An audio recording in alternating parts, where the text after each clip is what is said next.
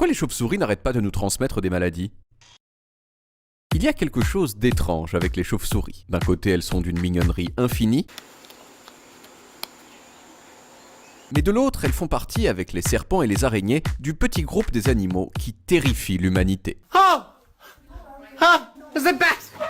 Peut-être parce que ce sont des êtres composites, à mi-chemin du rat et de l'oiseau, ce qui est un peu monstrueux. Peut-être aussi parce qu'il faut le dire, les chauves-souris transmettent à l'homme tout un tas de maladies vraiment pas très sympas. Ce sont les chauves-souris qui sont probablement les réservoirs naturels du virus Ebola par exemple, mais aussi du SRAS qui a tué environ 800 personnes au début des années 2000, du virus Marburg et du Nipah qui tue jusqu'à 100% des personnes infectées.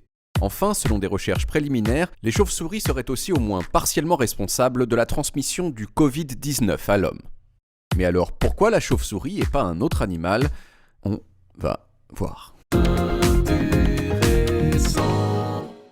Intéressant.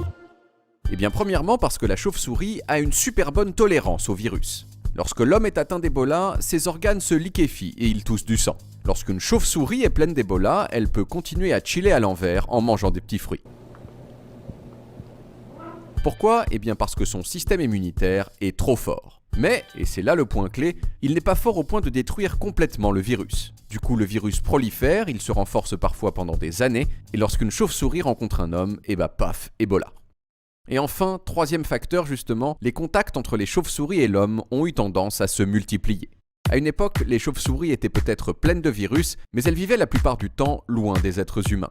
Aujourd'hui, en particulier dans les zones tropicales, l'homme empiète de plus en plus sur leur habitat, notamment en gagnant des terres cultivables sur la forêt. Résultat, la probabilité qu'une chauve-souris malade infecte un être humain ne cesse d'augmenter.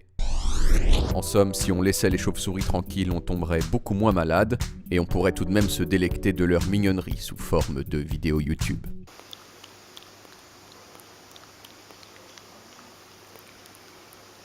Intéressant.